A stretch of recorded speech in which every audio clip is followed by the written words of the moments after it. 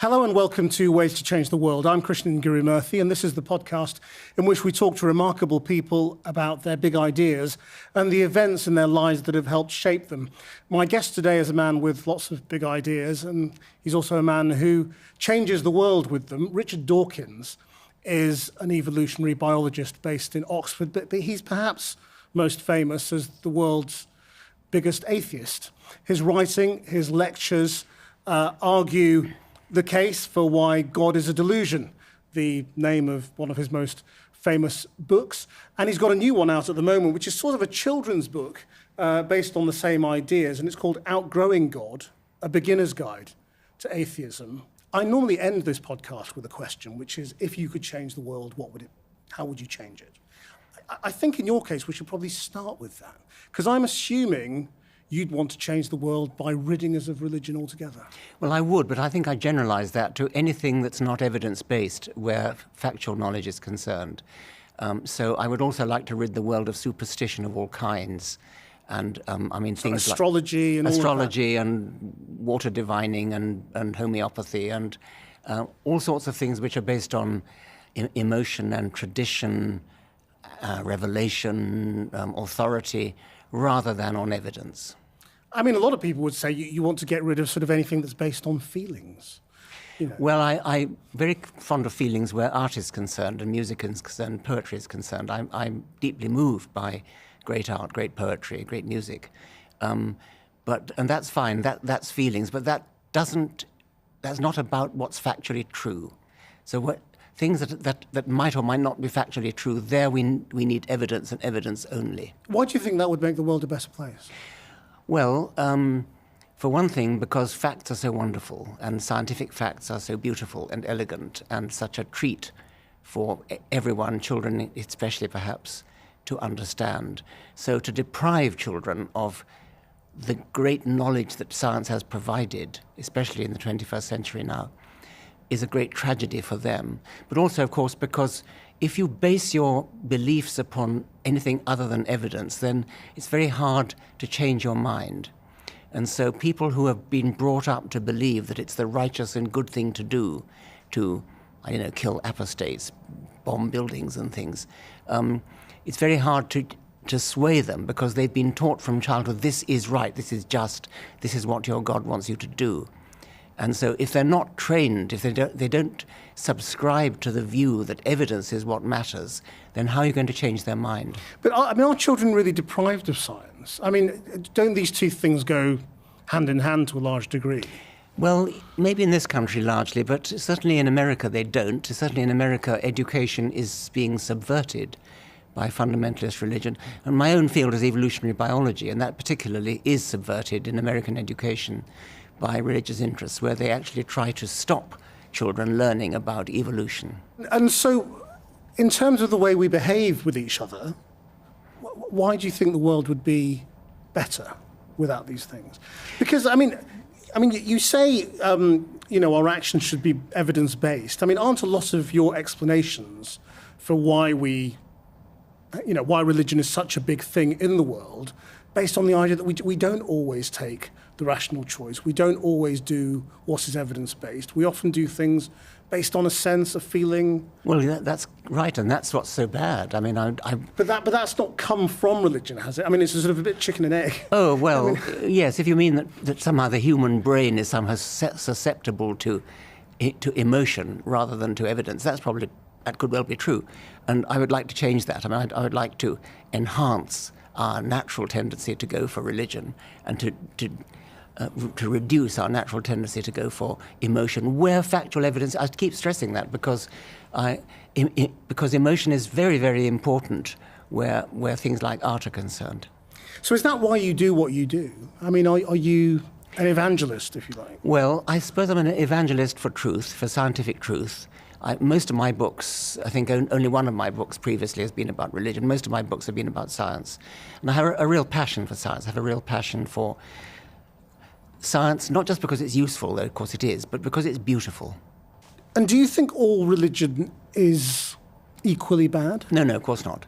I think all religion is probably equally misguided, but some religions are worse than others where their effect upon human behavior is concerned. Is that why you said that you thought Islam was the greatest evil today a few years ago? Yes. I think that's true. Only today, mind you. I mean, in medieval times, Christianity was, but Christianity has rather sort of grown out of that. And do you still think Islam is the greatest evil today? Well, I'm not sure about that. I think that nationalism, patriotism, really, where you say my country right or wrong, America first, these are also great evils which we would be better off without. Because, and we'll come back to that, of course, but I mean, in a way aren't we living in a world in which we are less and less evidence-based, less and less truth-based? I hope and not. more emotionally driven, more emotionally swayed, whether it's in politics or... That's possibly true. I would hope it's a temporary trend. I think it might be true, and I think the internet might partly be responsible for that. I haven't really thought that through. Perhaps you have views on that. It could be said, yes, that there is a temporary blip in the more general trend towards being more evidence-based. You were brought up as an Anglican. I mean, you were born abroad, weren't you? Yes, but in a very British environment. And so, yes, I was brought up... Well, I was sent to Anglican schools. So what was your childhood like? It was a happy childhood. It was in Africa, colonial Africa, so it was a very cushy existence in many ways. We had servants and things like that. In other ways, it wasn't cushy. We didn't have water closets. We had earth closets, things like that. We had no electric light. But so it was rather a throwback, perhaps, to Victorian England in a way. And who introduced the idea of God to you? School.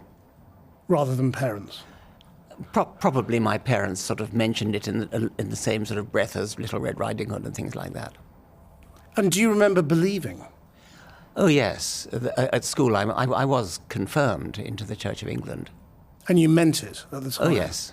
At the age of about 12 or 13. And how do you think that happened? I mean, had you been indoctrinated? Or, I mean, what was it? Indoctrinated is a strong word, but it had been a central part of my education at school, yes.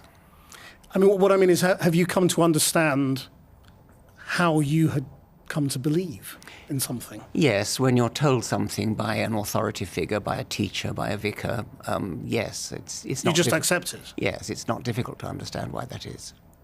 In a way it is, isn't it? I mean, to really believe is to really accept an idea in your mind, isn't it? Well, yes. Not just to repeat what you're being told. No, I mean, I really believed it, and I think people do, and I think that's one of the insidious aspects of it, that the child mind is receptive, perhaps too receptive, but you can see why. It would be a good thing for the child mind to be receptive to whatever the child mind is told by an authoritative adult speaking very seriously. And it's easy to see why all over the world people inherit, not in a genetic sense, in a mimetic sense, inherit the religion of their parents, their grandparents, their school teachers, their priests, and so on.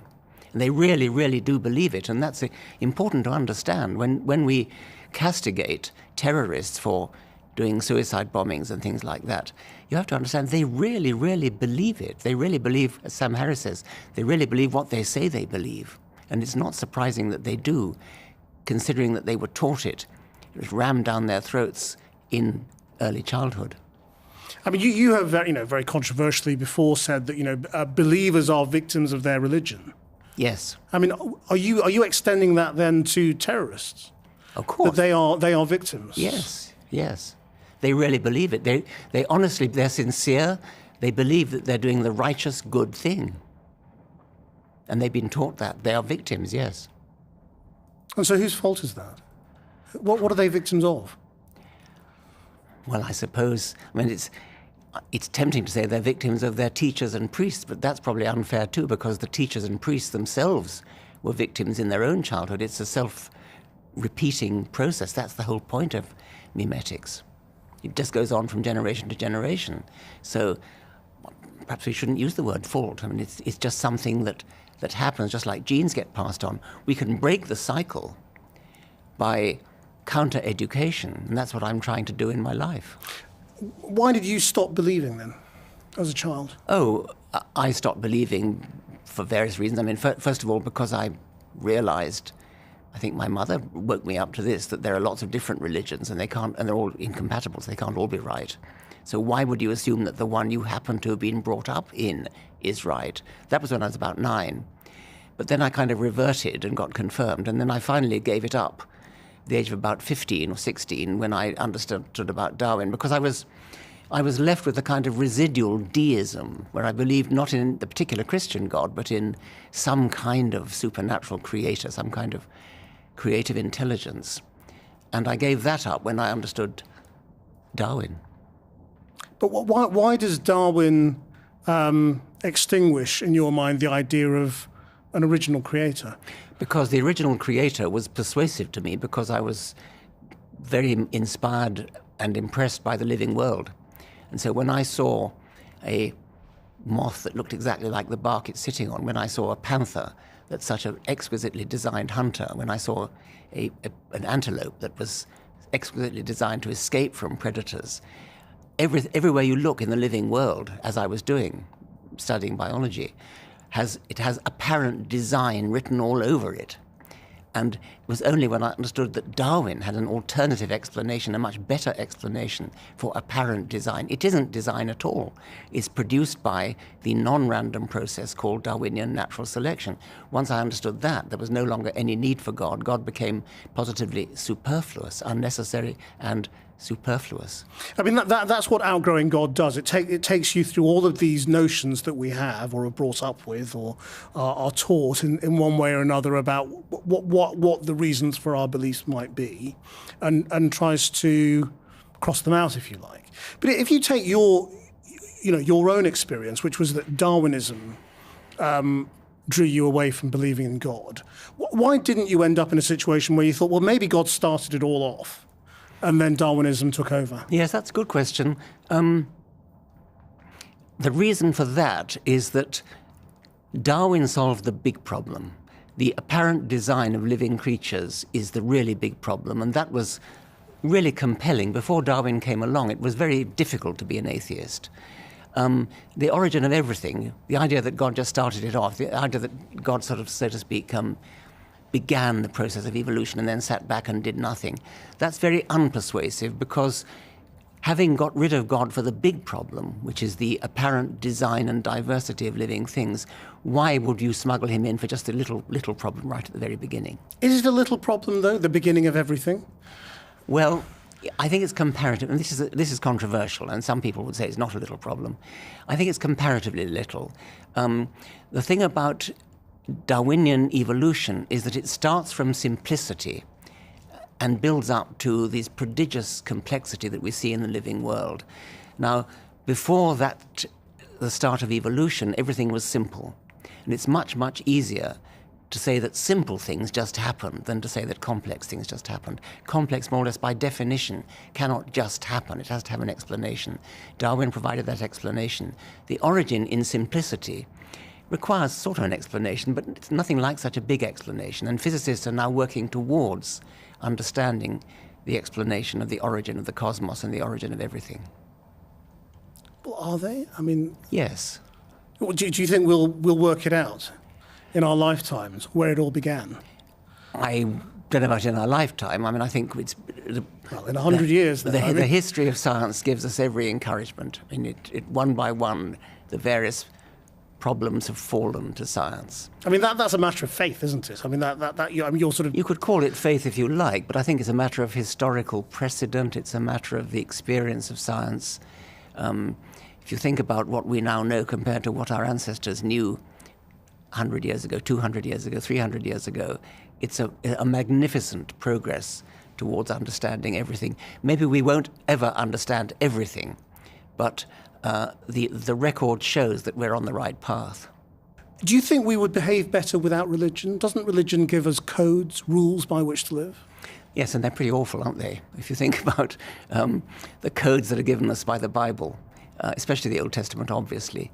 I mean, anybody who lived their life according to the morality of the Old Testament would be an appalling person you would not wish to know. I mean, stoning people to death for breaking the Sabbath, stoning witches, persecuting homosexuals, and so on and so forth. The New Testament's a bit better. I mean, Jesus was obviously a very, very nice person, if he lived. I mean, either Jesus was a nice person, or whoever wrote his lines was a very nice person. Quite rude to his mother.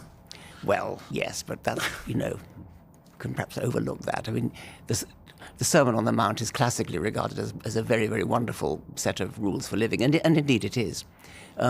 But taken as a whole, the Bible is a terrible set of rules for living, and given that there are a few nice bits, you have then to have a criterion for which bits you decide are the nice bits, like the Sermon on the Mount. And the criterion by which we decide that has to be non-biblical, otherwise it's a circular argument. So we can look through the Bible and cherry-pick the bits that we regard as good, and we do that. But then why bother with the Bible at all? If we've got a criterion for cherry-picking, let's just use that criterion and live our lives by moral standards, which we are given by moral philosophers and by the general progress in morality, which we see as we look from century to century, decade to decade, actually. It's that quick. But do you think people would live well if there was no sense of any ultimate sanction? No fear of hell, no fear of divine retribution? Possibly not, and that's a rather pessimistic conclusion, because what that means is that the only reason people are being good is that they're frightened of hell. They're frightened of being found out. They're frightened of the great surveillance camera in the sky that's watching your every move. Perhaps not the only reason, but perhaps an ultimate reason. Well, that's a patronizing reason. What it's sort of saying is people are not good enough to just be good. They need to believe that there's a spy camera watching them. There's a divine policeman watching their every move. That's an evidence-based argument, isn't it? But people are not very good. Yeah, I'm sorry to say it is. Steve Pinker has an anecdote, a rather pessimistic anecdote, that in Toronto when he was a boy he had great sort of liberal ideals. And then there was a police strike in Toronto.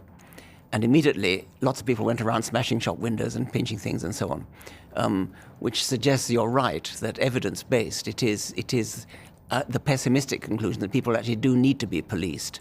But I don't find that a good reason to propagate a falsehood, as I believe it is. If you say, well, you and I are too intelligent to believe in God, but other people need it. What a patronizing, condescending attitude. Other people need it in order to be good. Why don't we try to foster goodness without the divine policeman? Why do you think religion came about then? Oh, well, that's another question. And you can answer that at a psychological level. You can say that our wild ancestors were faced with terror. They were faced with ignorance. They didn't understand why things happened. They didn't understand why the crops failed, why there were plagues, why there were terrible diseases, why there were droughts and famines. And so it was natural for them to attribute those things to some kind of agency. And that's a psychological explanation. Another one would be they're terrified of dying or terrified of not seeing their loved ones again after they've died, and so it's a good idea. Wishful thinking, in other words. So that would be a psychological explanation of how religion came about. I think there might be other explanations as well. I mean, aren't all of these explanations still the case in a lot of places for a lot of people? Oh, yes. I mean, the fact that we can provide an explanation for why religion exists does not mean it's true. And I care about what's true. Well, I'm asking you whether it's a good or a bad thing as well, whether the world would be a bad... You want to change the world by ridding us of all, non-evidence-based thinking, as you see it. I'm asking you why you think that would make the world a better place. Let me parse that a bit. What you're kind of suggesting by asking that question is that even if religion is false, even if there is no such thing as a god or gods, then it might be a good thing if people believe in that falsehood. And I don't go along with that. I mean, I can see that it might be a politically expedient thing to say it's good for people to believe in a falsehood because it makes them behave better or something of that sort. Maybe the world would be a better place politically, socially, if people believe this falsehood. I think that is patronizing and condescending, as I say. I think it's patronizing to suggest that although it's false, people need to believe in the falsehood in order to be moral, in order that the world should be a better place. I would rather stick to the truth. I mean, I suppose the reason I'm putting that is because, you say although it is false very definitely.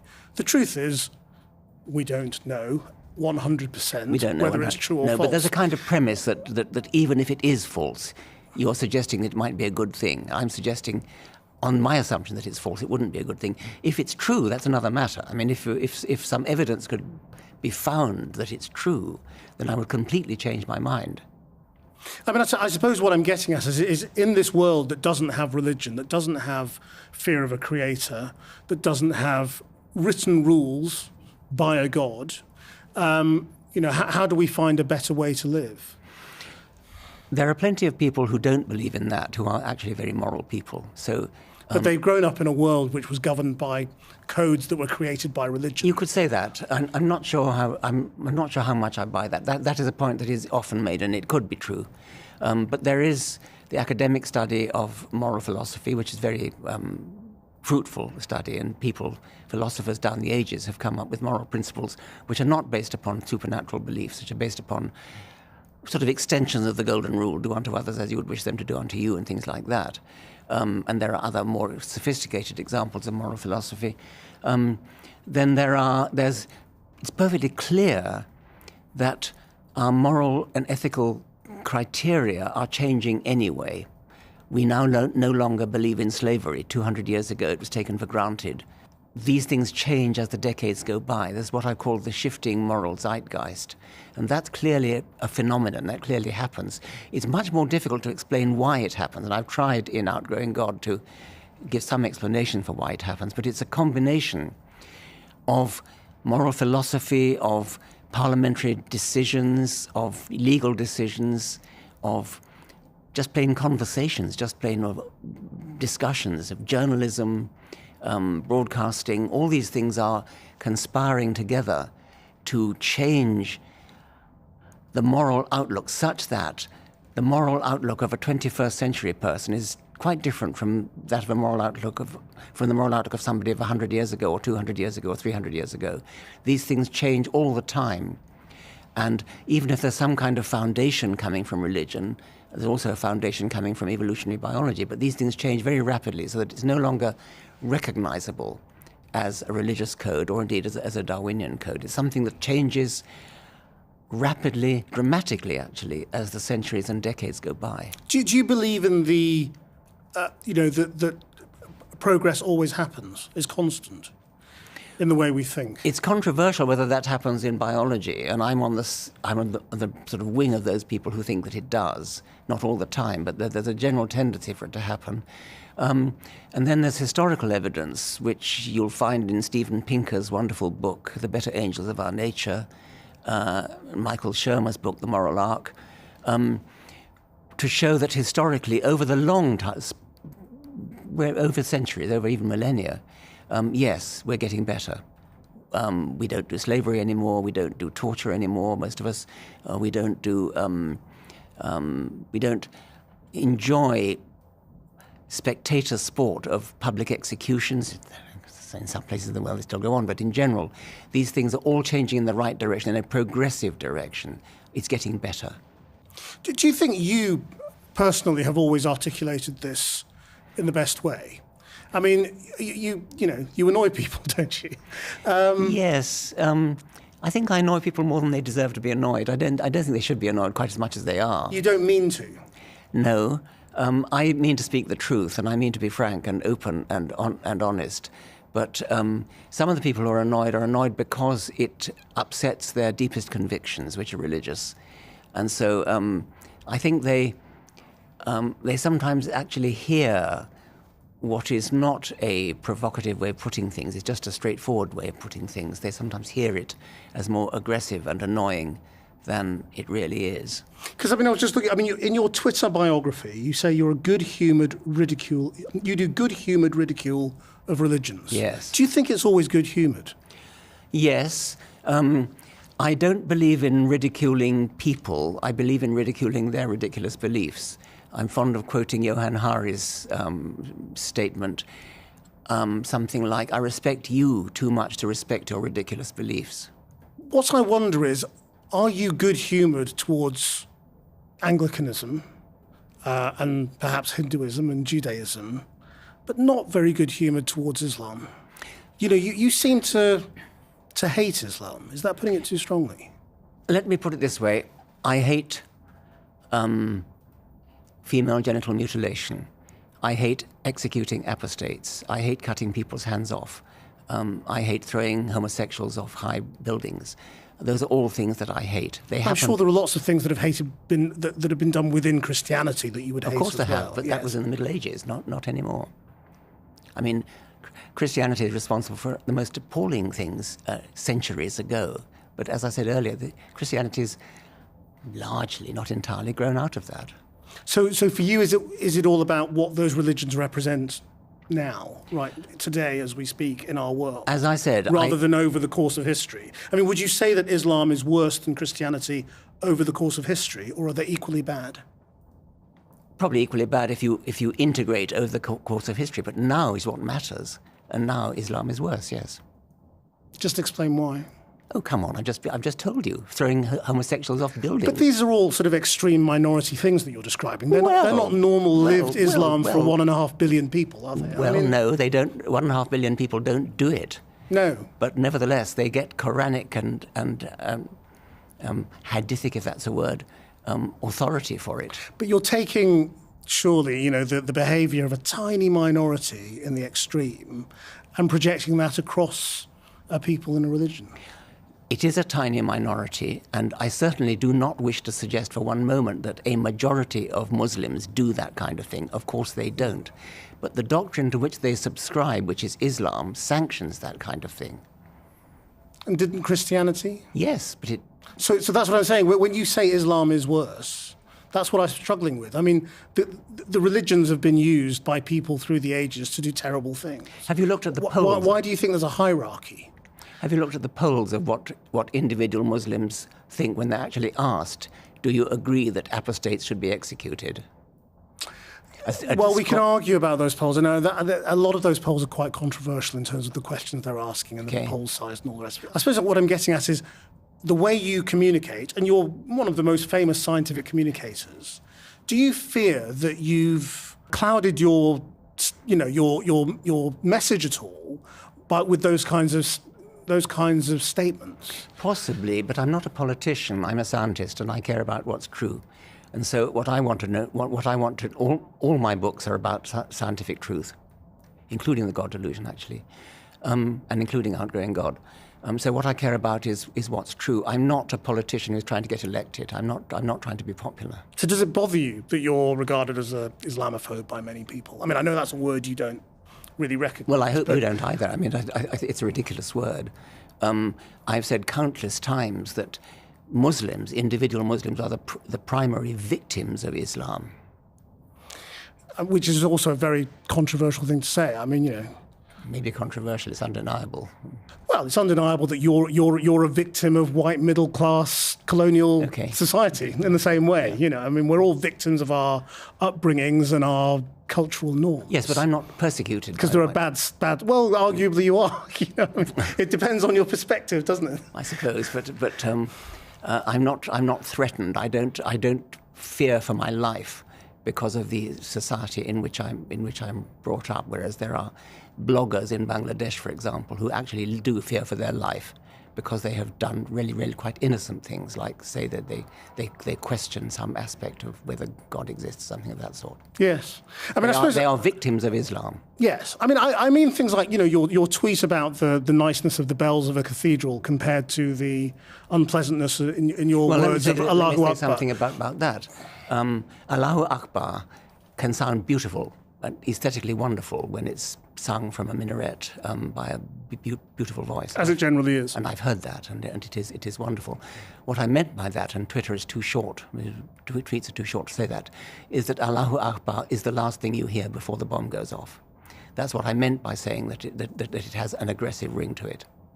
I mean, again, isn't that a silly comparison, though? No, I mean, it's true. It's literally true. Well, but it's only literally true for a tiny, tiny number of people. It's true for all the people who've been blown up by terrorist bombs. Yes, but again, you're talking about, you're comparing church bells, which is your cultural norm, to your imagined experience of somebody being blown up, which is a tiny, tiny number of people within that. Nobody has ever died as a consequence of hearing church bells, except for somebody in Lord Peter But Wimsey that's novel. yeah, I know. But what I mean is, it was a silly comparison, wasn't it? Because I mean, there were crusades. There were lots of people who'd been killed in the name of other religions, and they would have equally heard, I'm sure, religious phraseology. Of course they or did, but that was justification. 500 years ago. That's the point. What's the point? That it doesn't happen today? Yes. Church bells are, at worst, church bells are a nuisance to people who are trying to concentrate on the book they're reading. But you did ask whether it gave away your own cultural I did. prejudice. Yes. Do you now see that it did? Well, from an aesthetic point of view, I suppose that's right. But I could have added that aesthetically, I find the call to prayer very beautiful. I've heard it sung very, very beautifully in Morocco, for example, where it was a beautiful, deep, rather like Paul Robeson voice. And that was wonderful. I was woken up by it at dawn, and it was beautiful. So I can cope with that aesthetic as well. But the main point I was trying to make was, as I said before, it's the last thing you hear when the bomb goes off. I mean, the point you make is right at the beginning of the book is that with all of these, the Greek gods and Roman gods and, the sun god and all of these things, that's now normal to dismiss all of that and say, well, of course those gods don't exist. But God, the Christian God, the Jewish God, well, there's got to be something there. Maybe it's all just one God and we all share it out between different religions, but there must be something there. Why do you think we're able to make that distinction between these archaic gods and the notion of God that we have now? Because we, when you say we, you, I mean one. Society is brought up to believe in the God of the Jews and not in the God of the Greeks and the Vikings. It's indoctrination then. It's just I mean, taught. if Constantine, the Emperor Constantine, hadn't adopted Christianity as the official religion of the Roman Empire, children in Europe today would probably all worshipping Jupiter and Hera and Neptune. And what do you think happens when we die? Well, either we're cremated or we're buried, or we leave our body to science. Do you fear it at all?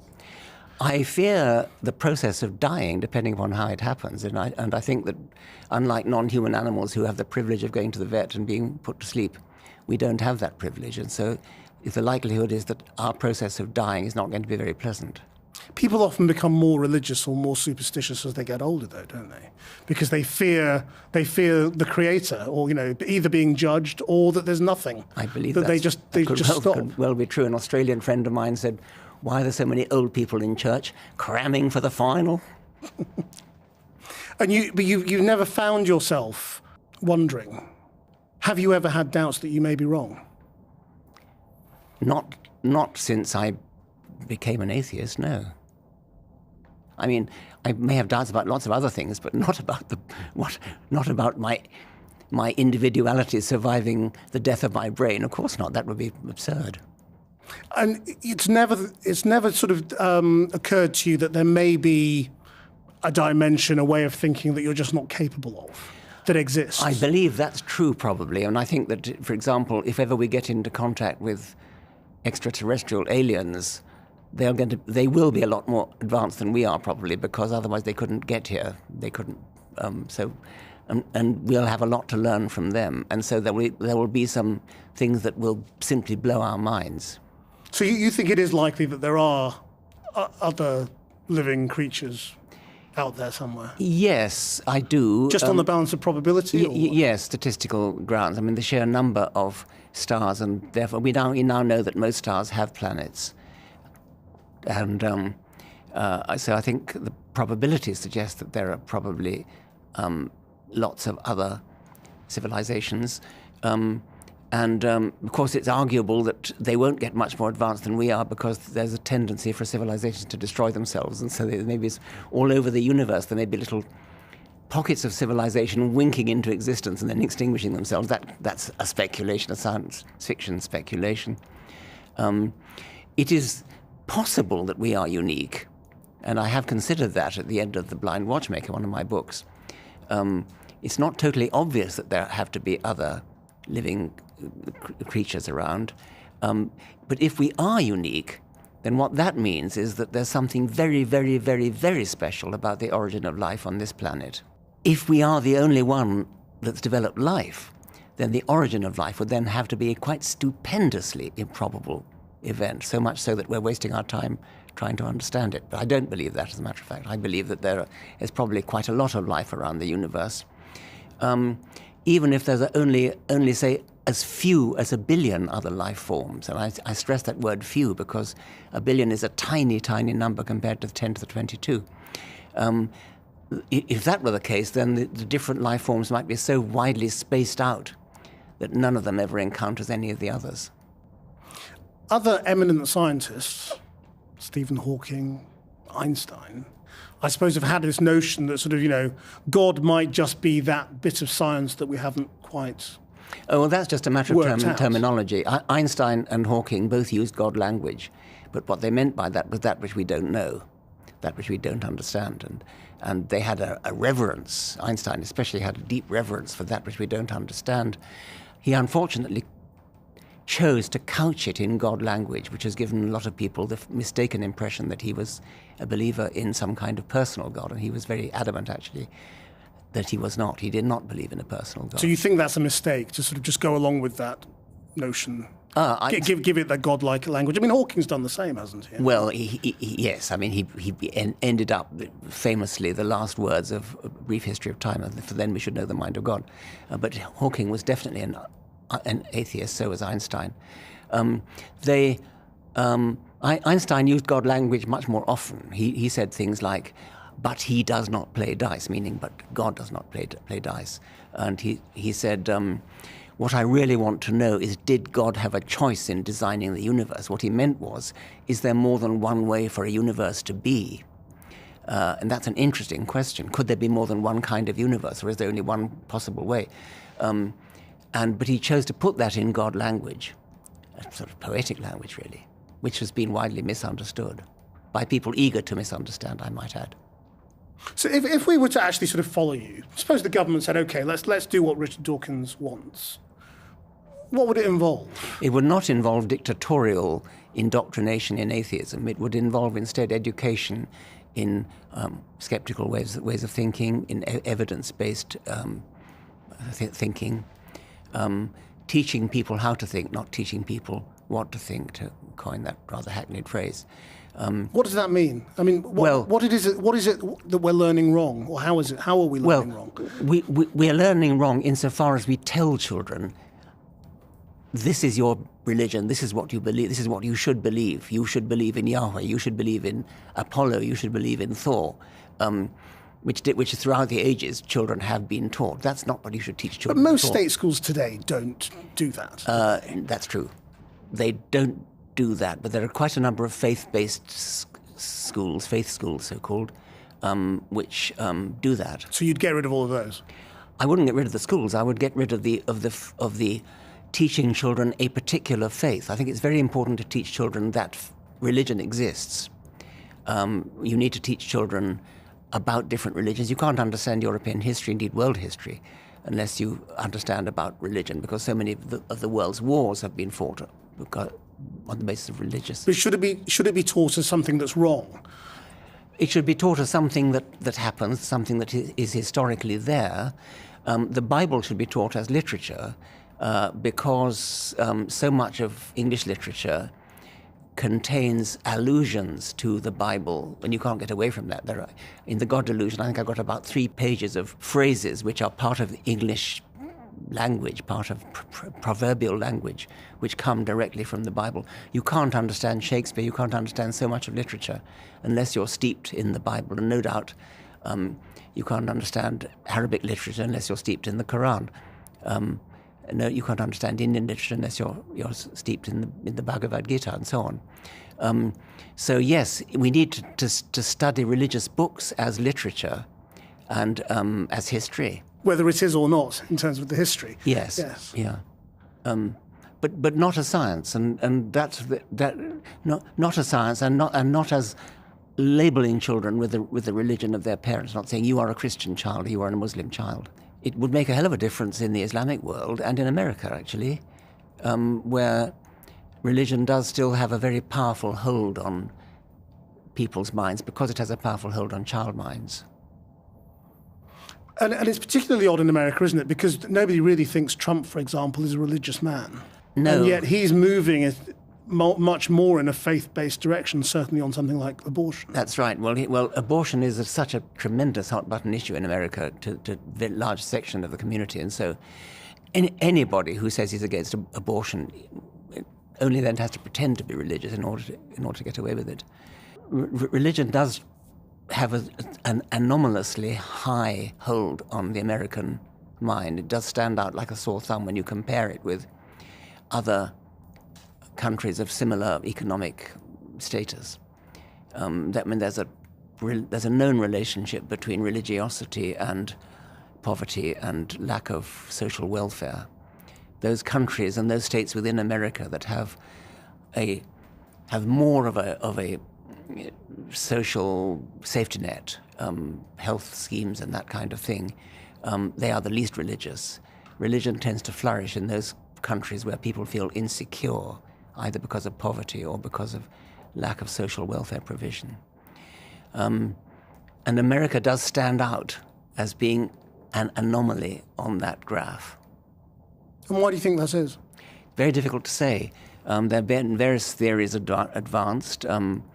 One is that in Western Europe, where there is an established religion, as in Britain and Scandinavia, religion becomes sort of boring. It becomes, you encounter it when you get married and when you die, but otherwise it's sort of not taken seriously. Whereas in America, religion is big business.